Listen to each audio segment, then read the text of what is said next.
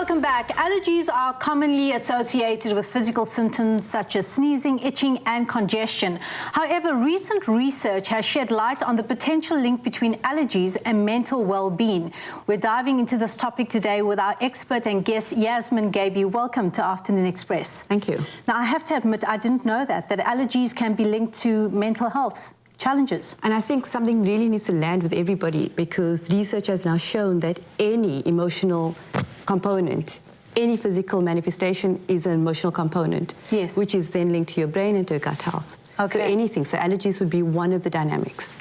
Tell me how one is able to recognize, because we're talking about tuning into your body, so recognize that you are having allergies, but you're also going down a mental unwellness slope. Yeah, and I guess what are allergies? It's essentially the immune system's overreactive response to a harmless substance, as is pollen and dust mites and things. And the immune system and the brain, it sort of communicates bidirectionally and through complex neural pathways. So this would sort of, the discomfort that you're feeling would now, it sort of translates into a mood. Yes. You know? And from that, the quality of life is impacted. Yes. And how the quality of your life is impacted is how we decide. If it's impacting your life, does it impact your mental health, or how's it manifesting for you? Yes. And we have to acknowledge that your allergies doesn't belong to you alone.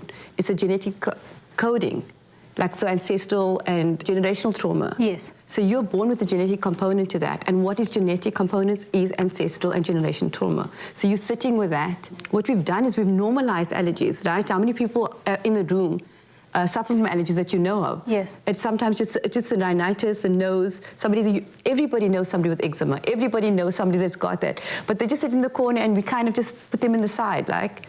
So now we recognize that, and they themselves, people suffering from allergies themselves, they normalize it. They don't realize that you can do something. You're not really suffering in silence, but you are suffering because everything is normalized, so you can't really be dramatic about it. So speak to me about like specific symptoms that one would go through to know that they are being impacted mentally. When it's pollen season, people don't go out a lot. Like I've got allergies, and so therefore I can't go to these spaces. There's a psychosomatic element to allergies, which is the eczema. And, you know, like heat and weather, it's sort of, that impacts you. So it really takes, it's always coming back to the individual itself. Like, how are you being restricted by it? Sleep disturbances. And that sort of plays out into mood, right? Yes. You don't get enough sleep, you're irritable, it kind of plays out itself. There's a whole ripple effect. Yes. Which we've normalized. Like, you've just got allergies, but you don't recognize the whole trigger and the whole ripple effect that it has. So that's but I'll always come back to your quality of life being impacted.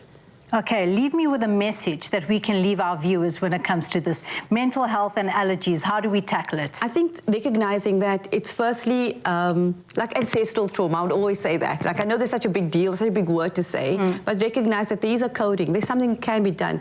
It's to break that cycle.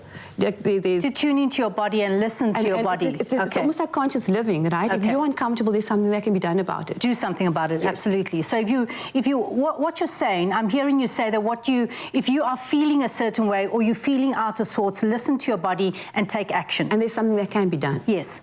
And that's the message, is that you don't have to sit in silence with it or just sort of, this is my lot.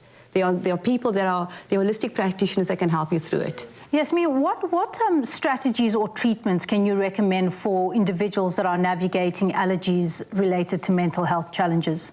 I think there are two components, the pharmacological component and the alternative. And people often go one way or the other, but it's an and process. You can do both.